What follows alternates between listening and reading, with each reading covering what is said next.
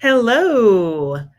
Happy Thursday. I'm Tanya, for those of you who don't know me, and I am live here today via StreamYard. This should be going to my Facebook page, my Facebook group, and on YouTube. It's my first time trying the live broadcast to YouTube, so I hope it's working.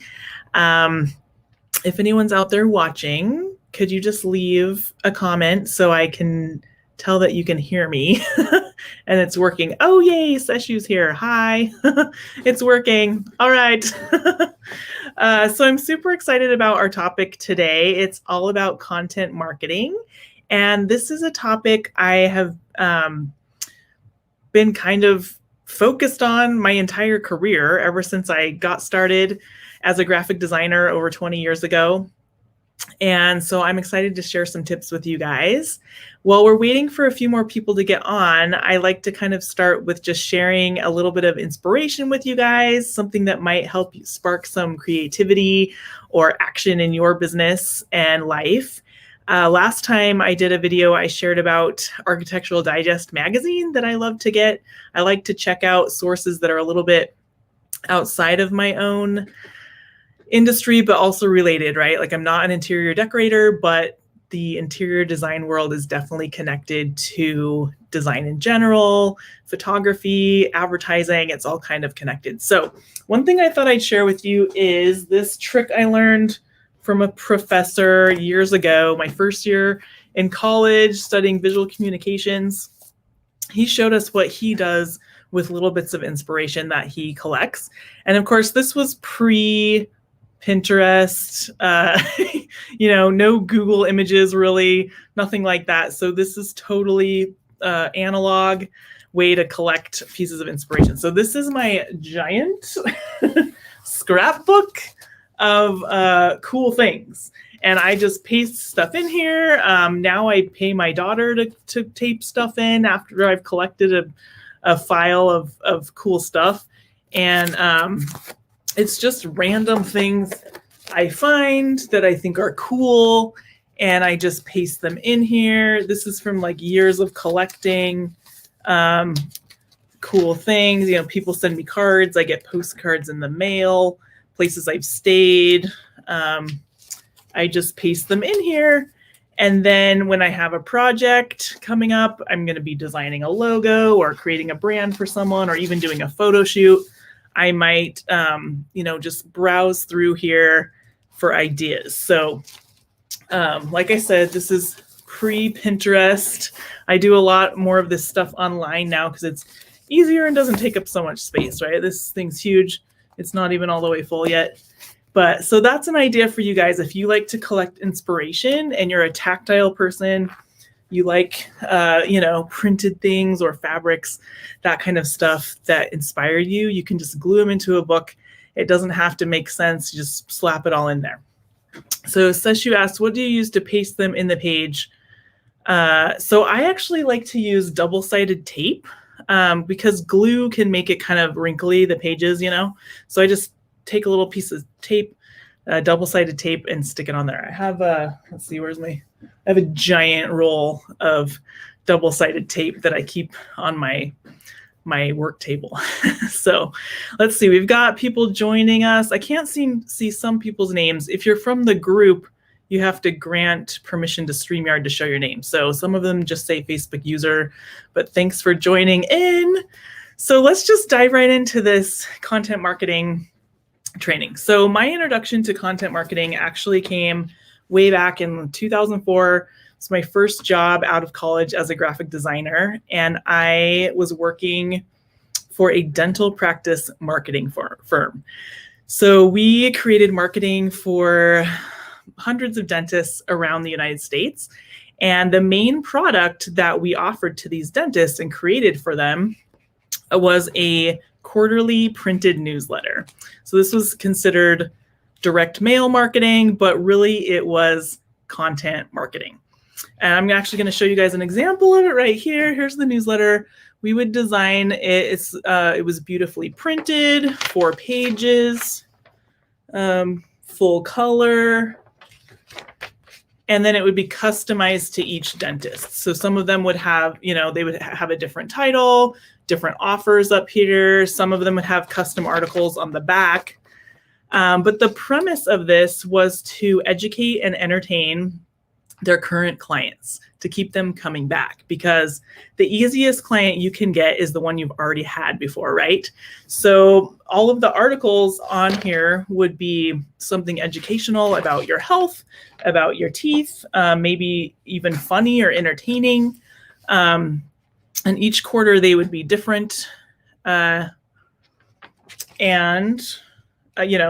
there'd be funny cartoons, that kind of thing. And we would ask for referrals. Sometimes they would have, so it would fold like this and get mailed in the mail like this. So the address would go here. And sometimes they would use these to get new clients as well. So they would buy a list of addresses in a certain demographic and usually put some kind of coupon here, like free whitening or something. But for the most part, the rest of it was not advertising. It was just educating, entertaining, building trust, reminding the patients, hey, I'm your dentist, you like me, don't forget to come in and get your cleaning before your insurance is up or whatever, right? So that was my first introduction to content marketing. This was all pre-Facebook, pre-YouTube, all of that. So the premise of content marketing, though, is the same, whether it's, an analog format like this or onto digital platforms and social media. So I think knowing that, like the purpose of the content marketing is to get people's attention without it being overtly selling, right? Thinking about, YouTube stars these days, like the Holderness family. My kids and I like to watch that one. It's entertaining. It's funny. They might like be shopping at Target or, have some kind of product in their video, but it's not saying, hey, come buy this. It's entertaining music. It's funny. And we might just happen to notice a product within that marketing. So, again, the premise of the content marketing is to educate or entertain, instill loyalty, and remind your current or past clients that you exist, generate referrals, find new clients. So there are lots of different ways to do that today. We don't have to send a printed newsletter, right? This is expensive. One reason why digital marketing is so popular is because it can be done cheaply or inexpensively. Although for it to be done well, now we have to kind of hire experts to help us sometimes, which, you're not paying for printing and ink anymore, but you have to pay for someone to help you sometimes with generating the content or getting it out to people, because you can't just necessarily buy a list of addresses and send it out. There's other ways we have to, other things we have to do to get in front of the right people. So, but some ways to get your content out there is with blogging, e-newsletters, like I said, YouTube, free books. That's a strategy I've noticed a lot of speakers and consultants using these days. You write a book, you put it out there for free or $2 or something as an ebook to get people to consume your content, recognize you as an expert, and then hopefully hire you for your consulting or whatever you're offering. Direct mail, you can still do this, guys. You can still send out pieces in the mail. It's still available to you. Your local printer can help you buy a list, but you want to make sure it's going along with that kind of guerrilla marketing strategy of providing something valuable to get their attention instead of just an ad, right? Let's see here. Just checking to see if there's any questions. And then, yeah, like I said, videos and YouTube are huge right now, right? TikTok, Instagram Reels, Facebook Live videos, YouTube channels, that's all a form of content marketing. So the goal is still the same though, right? Just to get in front of people, provide some value for them so that they'll hopefully like you and want to buy from you. So what questions does anyone have so far about what content marketing is or how you can use it in your marketing? Any questions? Let's see here. I would love to hear also how some of you are using content marketing, because I did a survey, a poll in my Facebook group this week, and several of you said you were already using it and it's working for your business. So that's awesome. I'm going to share with you some ways to hopefully streamline and make it easier on you, because one of the things that I hear from people who know they want to use it and aren't is that it's super time consuming, right? It can just take up so much time. Sometimes you don't know what to post or create as far as your content goes. And some common mistakes that I notice are not having a clear strategy, right? You're just willy-nilly creating content, not knowing your target market or what they want or what would entertain or be of value to them. I see people not being consistent because in these types, especially the digital marketing, email was another one I didn't mention, email marketing, is you have to be consistent when you're putting that stuff out, right? Even when we did this newsletter, it was every quarter. That's less of bombardment like we need in social media in order to get in front of people, but it was consistent. And over time, that created that flow of clients coming in. Let's see. So Pia says, that's me over here. I'm so busy taking care of my clients that I don't always get to take care of my own stuff. Okay, so that's a super common mistake, especially for those of us who are running our business by ourselves. We don't have a staff or a helper or someone to, or a third-party company helping us with this content marketing. So that's something you have to figure out how to make it work to be able to be consistent, whether you get some help or somehow schedule it in and create the discipline that you need and maybe the streamlined system to be able to get that in. Okay, Jim says, for those of us over 40, do we really need to learn TikTok or sticking to Facebook Live and YouTube going to be okay? Okay, this is a super good point, right? So that's another mistake I notice is people trying to do it all, right? There's a new one coming out. Clubhouse is like an audio only chat rooms. And everyone's like scrambling. Like, do I need to be on Clubhouse? What is this new thing? And I've just held off because we don't want to get overwhelmed, right? I would say pick the platform where your target market is most and get really good at that one and be consistent with that one. And then if you're able to, you can add another platform, right? But the most important thing is to know where your target market is. So for me, actually LinkedIn is a great place because I work with businesses. So I'm trying to focus more of my time there. Unfortunately, they don't allow everyone to live stream there. So I can't post this live stream there at the moment, but I can download this recording and repost it into LinkedIn, right? So to answer your question, Jim, you don't have to do them all. It just depends on where your market is. And a lot of times the newer ones, the newer things popping up are for the younger people. So it just depends on, where your demographic is. Yeah, that was a great question. So let's see, where was I? So to address some of those problems, right, the issues with the content marketing, especially for people who are running their business solo or with a very small team, and for the big businesses too. I mean, these are great tips for everybody. Number one is to have a plan.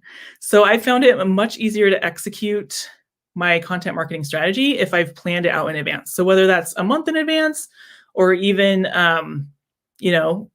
having a plan for the whole year, at least a basic outline of what you're going to address, what kind of value you're going to offer, what kind of questions you're going to answer for your target market, and also what you're selling to them, right? Because what you're selling should be what am I trying to say here? The content you're putting out there is to sell something, right? Like we're making it entertaining and fun. but the end goal is to sell your clients something. So you want to make sure your content is having a call to action somehow toward that. Let's see. Jim says, Clubhouse is pretty cool. Almost zero effort to simply listen to other experts and learn without pressure of opening your own stage. Yeah, that's really cool. I have an Android phone, so I'm not on the Clubhouse. I feel like maybe it's kind of a conspiracy from iPhone to like make the Android users want to come over because of fear of missing out. So that's my that's my own little theory. I've never wanted an iPhone until now, but I'm just kind of holding off and waiting to see how that would even fit into my content marketing strategy. I don't know if it would. It might. So anyway, having a plan and a calendar. I'm going to show you guys a little tool that I use. Well, number one, you can just use a Google Sheet, right? Doesn't cost any money. Spreadsheet, you can jot down all of your ideas, plot out when you're going to post them or put them out there in however format you're going to do. You know, if it's email, printing, newsletter, live streams, whatever. So that's totally free. You can share it with your virtual assistant or your secretary, whoever is going to help you execute this plan. Another tool that I like to use, let me share my screen here, is called Loomly. And here's a little look at it. There's lots of different softwares you can use to schedule your social media posts. This is the one I just happen to use.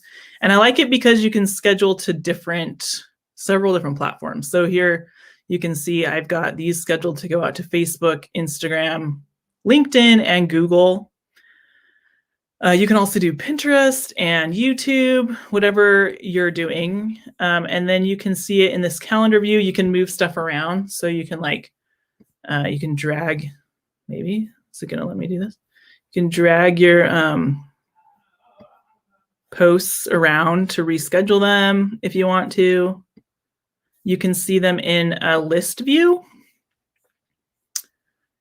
where you can see the graphic, you can see the text, each channel it's going to and the date. You can like copy it. You can also get approval on these. That's one reason I use this, because I manage social media for some other clients, so they can approve the posts before they go live. They'll get like an email when something needs to be approved. So it's just a really good tool. There's lots of others. Hootsuite,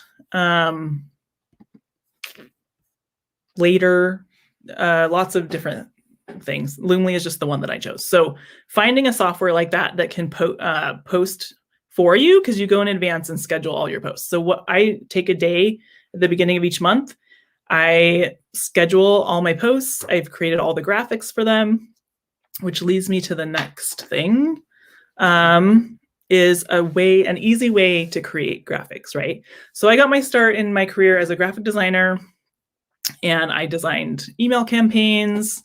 As social media was getting more popular, started to design graphics for that.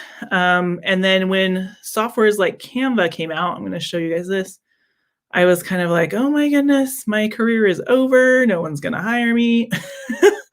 But actually, I really love Canva. It's so convenient to be able to store things like, you can store your logos and everything in here. You can create with this brand kit, have your brand colors right in there. You can store your brand photos in here, and then have all your designs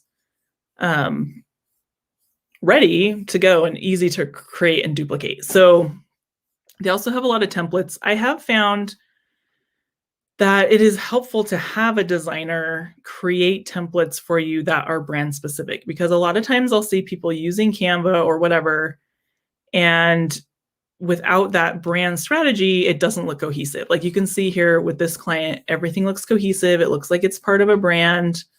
And it takes a designer sometimes to help you with that, right? So that's Canva. It's super easy. They have a free version. I really like it. So So let's see, that's a good one to use. And the nice thing about that also is if you had a designer create some templates for you as part of a strategy, then you can have your virtual assistant or your administrative assistant or a lower level employee create those graphics by using those templates and help take some of that off your plate. Because if you are a service provider, doing a service, you shouldn't be the one doing those marketing activities because you're not utilizing your zone of genius there in your business, right? If you're the owner, if you're the dentist, you should be doing those things that are the highest level payment for you based on your expertise, and then having someone else fulfill these things that could be systematized or pre-done a little bit in order to save you time. Let's see. Pia says, I just created a Canva account. I'm also a big believer in templates. Yes. Miranda, we've been doing that for clients lately. So much easier than training an AI too. Yes. So creating those templates, creating the strategy, and then having systems in place for someone else taking that over. Super awesome way to save time and help you make more money because you're putting out the marketing and not procrastinating it, right? So another way, let's see, to save yourself time is to batch create. So I already mentioned I take 1 day a month, get all the content scheduled, then I don't have to think about it again, right? Then I just interact on my social media and the content is already created, right? And that's including emails, social media, live streams like this. I've got them scheduled in. I know what I'm going to talk about in advance, that kind of thing. So one way my company, WorkStory, helps people is to batch create photos and videos for them. So this is huge. I have several clients who are rocking it on social media. And since we did their photo shoot, they say, wow, this saves me so much time to not have to go searching for a stock photo or go searching through my phone, trying to find something a picture I took a month ago that might work for my social media post. They just have a library of photos ready to go that we strategically created based on their messaging, their target market, their goals and their marketing and their branding. And they can just go, as they're batch creating that content at the beginning of the month, choose from hundreds of photos we created for them. So that is can be a huge time saver. Just getting that taken care of all at once, and then you update it once a year, once a quarter, whatever makes sense for your content marketing plan. We can do that with videos as well.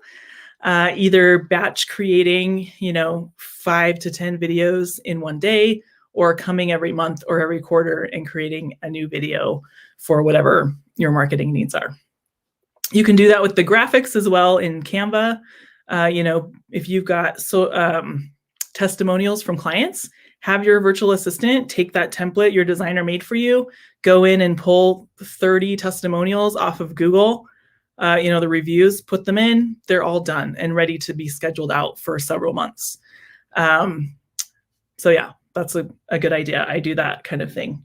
Also with writing, you could write out 20 captions all at once, send them off to your assistant, say, schedule these in my social media for me. And, here's the link to my library of photos, find a photo that fits with this caption, and you're done. Let's see.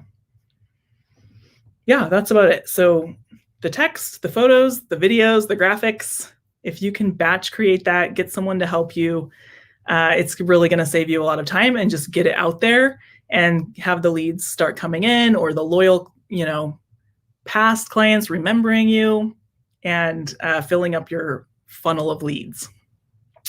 So let's see. I think I pretty much covered. Oh, one last thing that's really important is to measure the effectiveness of what you're doing, right? So if you can figure out some way to determine whether or not your content marketing is working.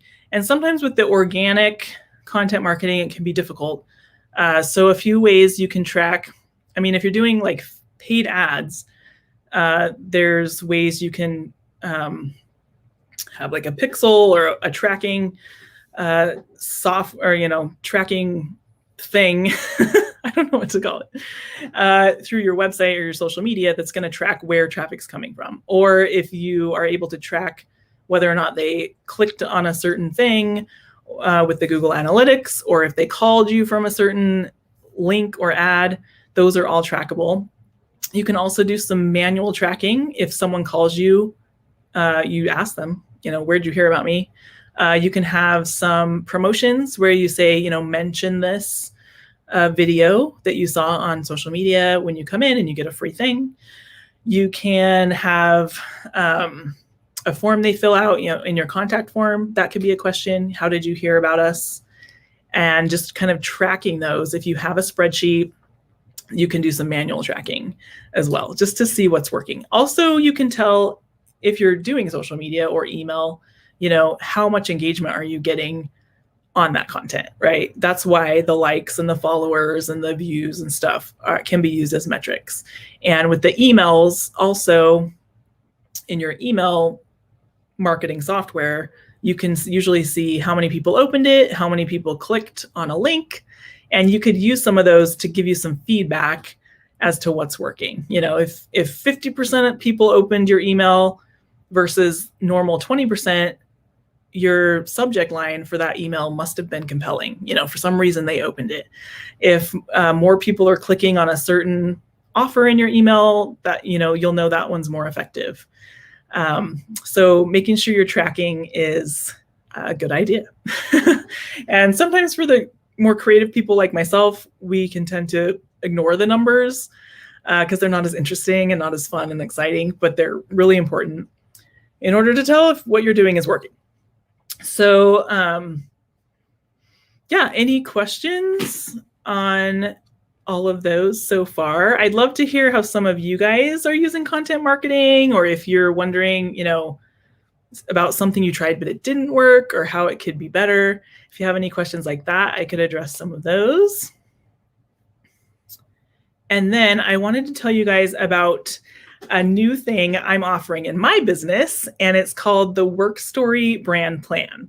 And one reason I developed this is because my expertise is in developing brands. I've kind of, over the last few years, mostly been offering photography and videography, but finding in the conversations I have with people looking for photos, they just need so much more. And oftentimes they don't really know what they need. They just know, they're like, I want my brand to look better. I want to attract a certain type of client. I need a marketing plan, but I don't know what to do. I don't know where to start. And, they come to me thinking, I know I need photos and that will help. And usually they do.